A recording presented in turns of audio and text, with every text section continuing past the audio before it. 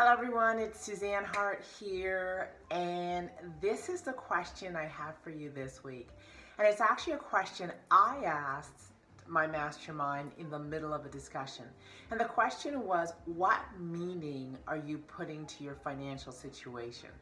And it's a really interesting question because part of the dynamic that was occurring was that as people were doing their reflection and taking their inventory or where they were financially, a lot of emotion came up, and that is so common when we talk about this thing called money. Emotions come up, and the emotions are often shame, blame, guilt, judgment, a lot of negative emotions, particularly if your finances aren't where you want it to be.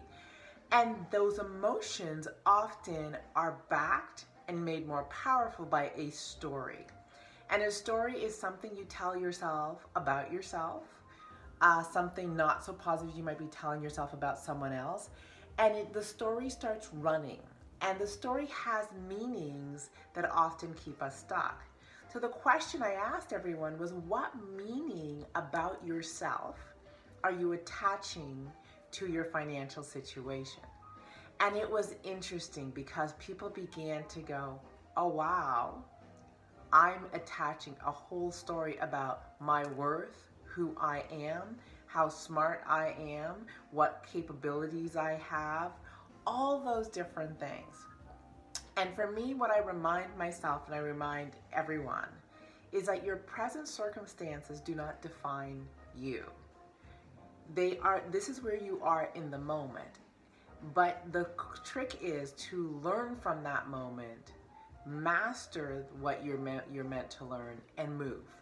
Right? So your present circumstances don't define who you are at your core. It may define the knowledge that you have in that moment, but it doesn't define your worth, your self-worth. And so often people they have a lot of questions about how worthy they are of creating more, becoming more, being more, because of where they find themselves. And I truly believe that where you find yourself is preparing you by granting you the lesson for where you're going. So I thought that might help. It was a great conversation, and it helped a number of people begin to shift and remind themselves that my present circumstances doesn't define me. My choices do, right? And your next choice is never your last choice. The thing is to learn from your choices and keep moving, because we're all worthy, we're all brilliant, we're all special, and the world is waiting for our unique gift. Take care, have a great day, and I'll talk to you next week.